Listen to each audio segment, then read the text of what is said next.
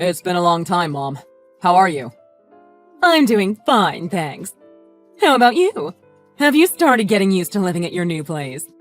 It must be so lonely being forced to live and work so far from home, isn't it? Frankly, work has been so busy that I haven't even had the time to feel lonely. It does start feeling that way when I'm talking with my family, though.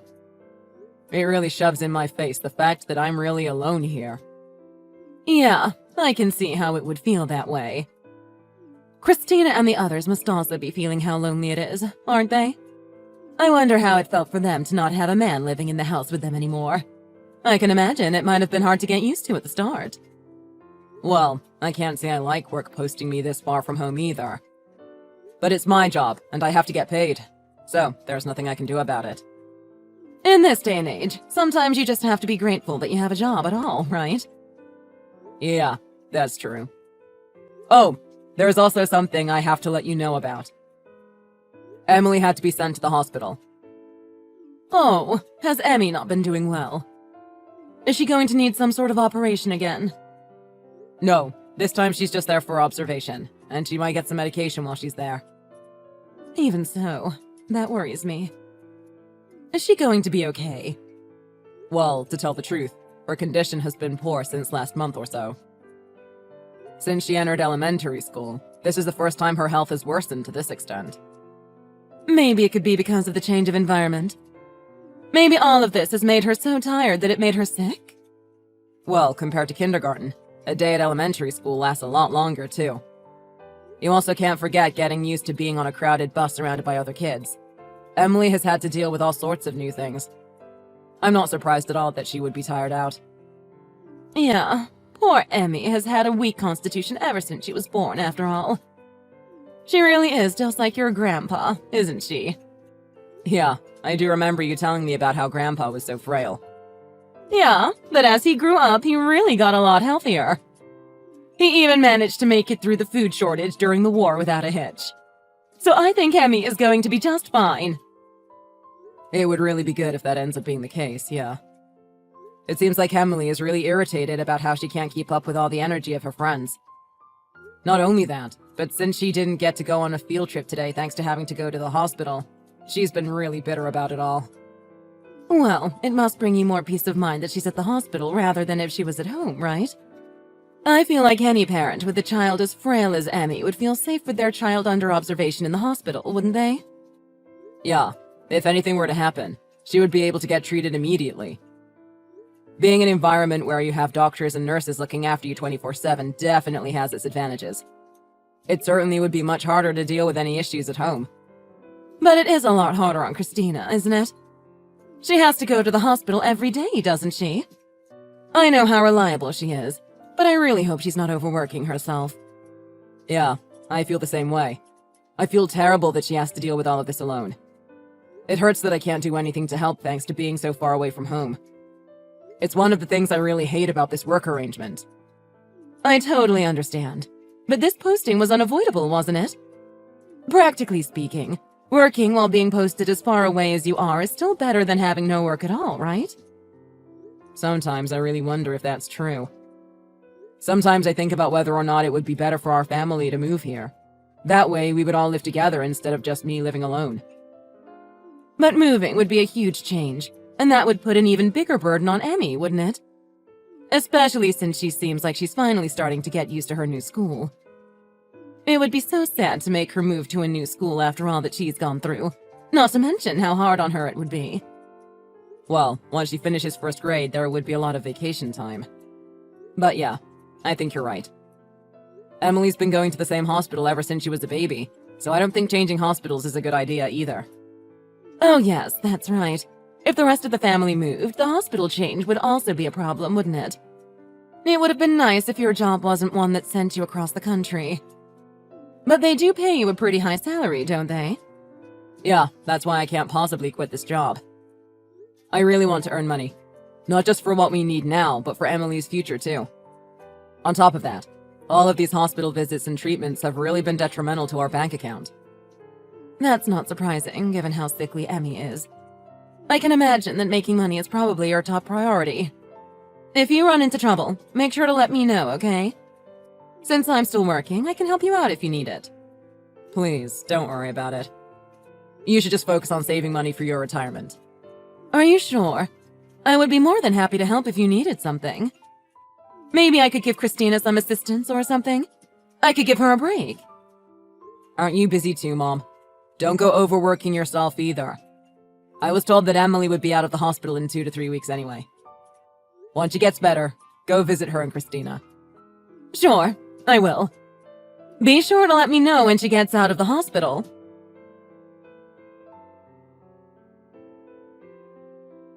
Emily has been discharged from the hospital with no remaining issues. I am tired after carrying all of this luggage. But hey, this marks the end of the daily trips to the hospital. Thank you so much for doing all of that.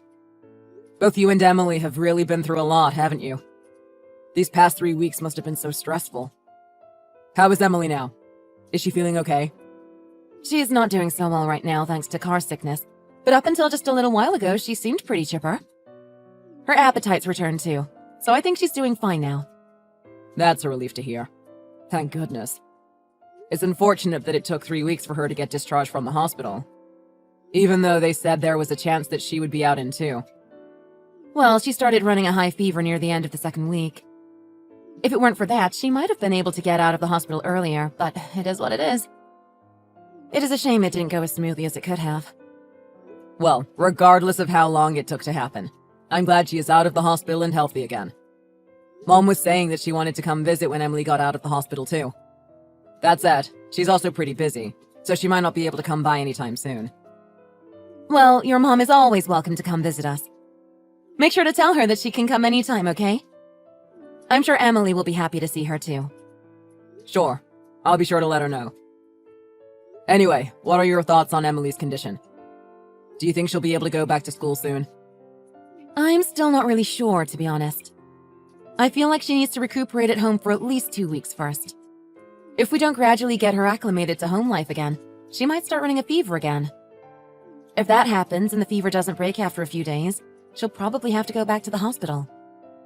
So, it's still hard to say she's completely recovered after all. Well, I guess Emily probably finds it more comforting being at home compared to the hospital at least.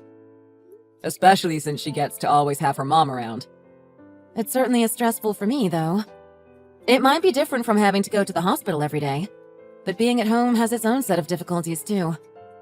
I suppose that's true, isn't it? At home you have to keep track of everything yourself. I'm really sorry, Christina. Huh? What are you apologizing for? I'm sorry for having to make you deal with all of this alone. If work didn't post me this far from home, you wouldn't have had to end up shouldering all the burden by yourself. You don't need to apologize, Kyle. Don't worry about that stuff. I'll be okay. Just leave everything to me. It's not like it's your fault you got posted so far away, right? No, you're right, but you still sometimes wish that I was there to help, don't you? I mean, yeah, sometimes, but with your work, you're helping us out in your own way, you know? You've always been calling every night, so I don't feel like you've been neglecting me or anything. I know how much you've been worrying about me after all. You're so reliable, so I've really come to depend on you. I'm sorry. I'm telling you, it's fine. Remember, I'm the type of person who's really good at helping people out. And for someone as cute as Emily, something like nursing her back to health is no trouble at all. I'm just glad to finally be together with her again. I swear, if someone were to look up perfect mother, they would find a picture of you. I am so honored to have you as my wife. Aw, thanks. I know that for you, being stuck working so far from home is really hard, but it does come with a great salary, right? I am so grateful for that. It takes a lot of money to take care of Emily. Don't forget, being posted so far away may be lonely, but there are benefits to it too. I suppose that's true, yes. It's always good to look for that silver lining, right? Exactly. It's not all bad. So don't worry about us and just do your best at work, Kyle. Even if talks of another transfer come up, don't go thinking about rejecting it, okay? Okay. Thank you, Christina. Well, I'll do as you say and focus on my work. I'll call you again tonight. You don't have to call me every night, you know. You really do get lonely easily, don't you? What do you mean? Emily gets more lonely than I do, doesn't she? She's actually quite mature for her age, you know. The whole time she was in the hospital, she didn't say a thing about being lonely. In fact, she didn't complain about anything. She really did her best to stay positive. I guess I really do nothing but complain, don't I? It sounds like Emily's more of an adult than I am. I guess I really need to grow up a bit.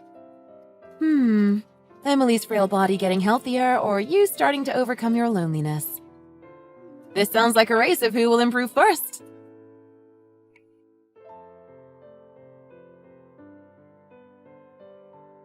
Kyle, are you there? What is going on? What's happening here? Mom, what is it? What happened? I'm at your house right now. Oh, you are? Has something happened? I was in the area due to work, so I thought I would stop by to check in. Emmy is here, but it looks like she's come down with a high fever. What? How high of a fever are we talking? Her temperature's over 104. Why is she so listless?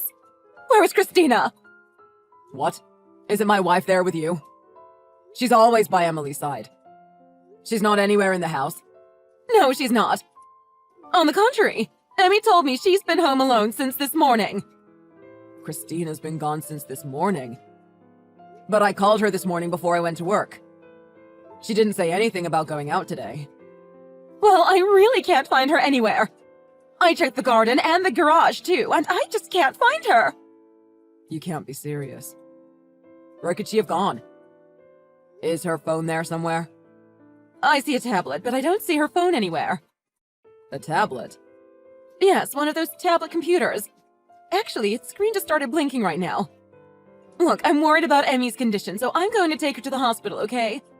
Is there a health insurance card I should take with me? It should be in the drawer of the TV stand. I'm sorry about this. Please take care of Emily. Don't worry. I'll do whatever I can for her. In the meantime, you need to try to contact Christina. If she's been gone since this morning, then it's possible something might have happened to her. Good idea. I'll call her immediately. You mentioned seeing a tablet, right? Just in case, could you please take that with you? It might help us figure out where she is.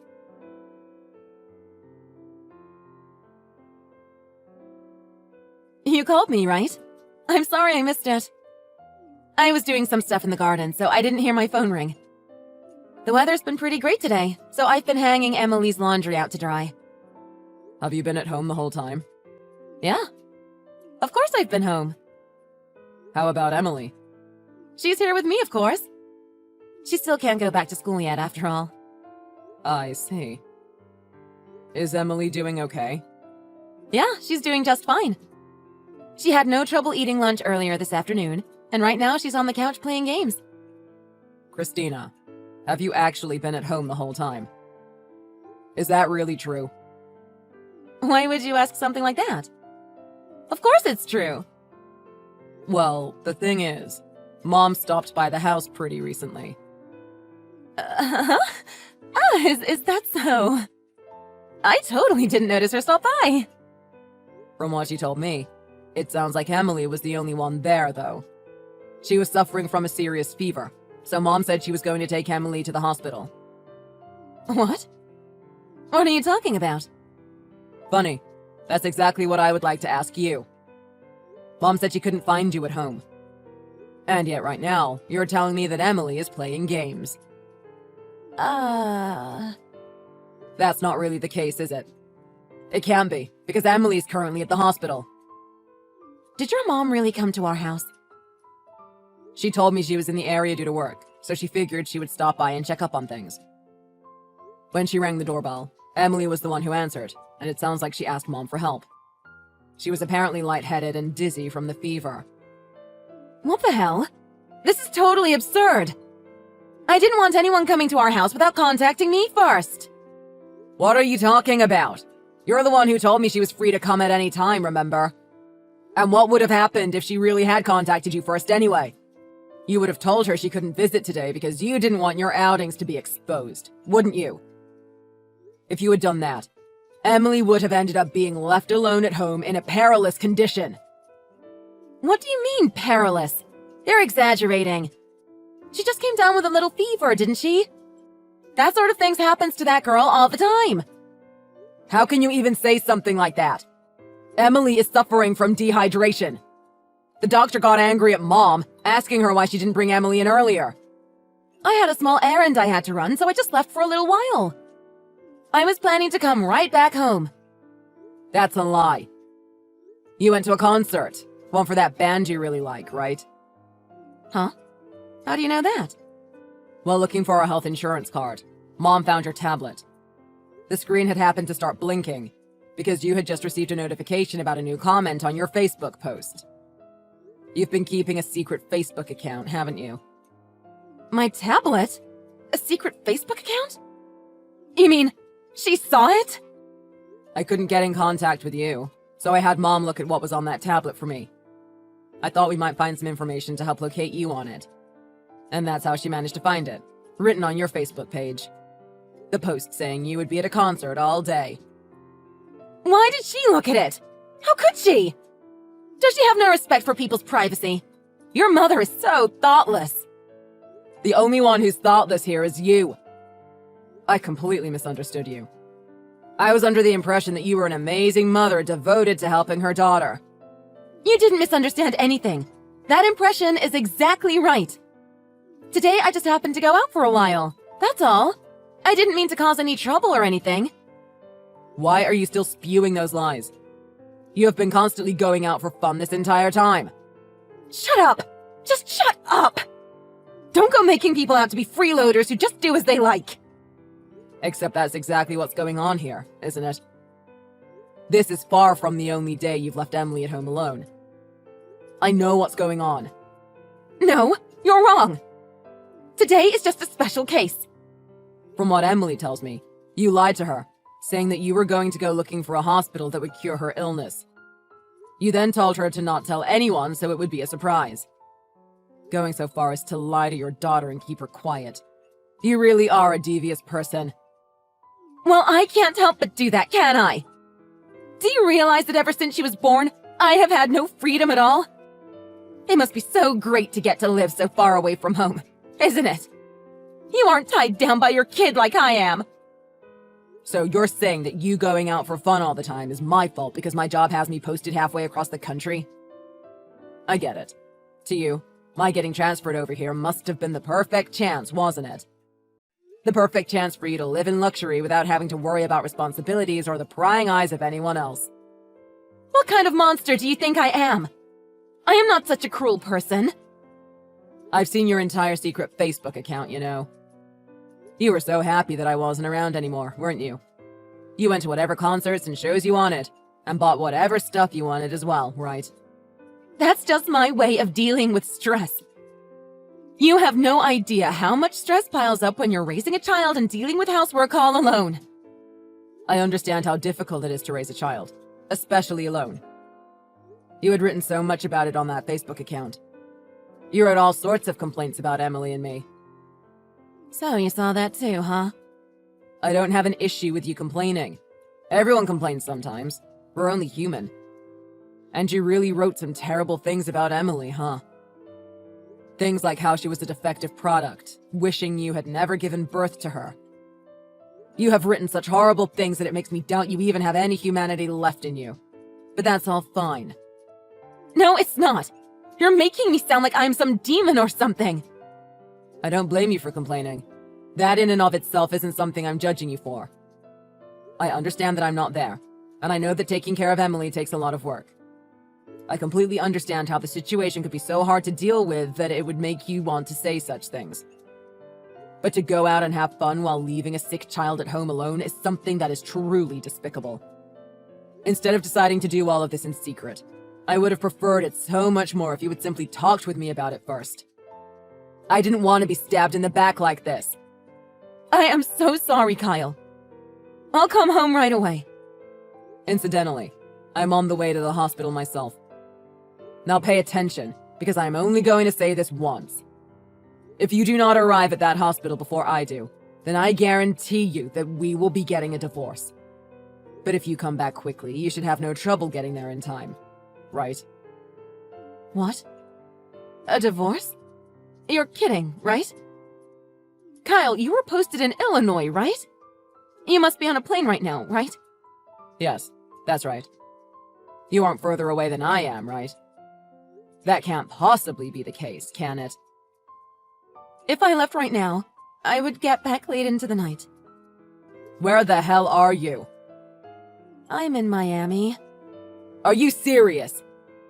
You left our recovering child at home and went to Florida? You can't be serious. Are you insane?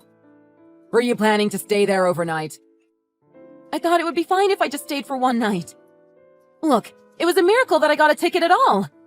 If I let that opportunity slip by, I would never get another chance. If that's the case, then that's all the more reason why you shouldn't have just stayed silent about it and left. Anyway, don't forget that if you're back later than I am, we're getting a divorce. Who will arrive at the hospital first?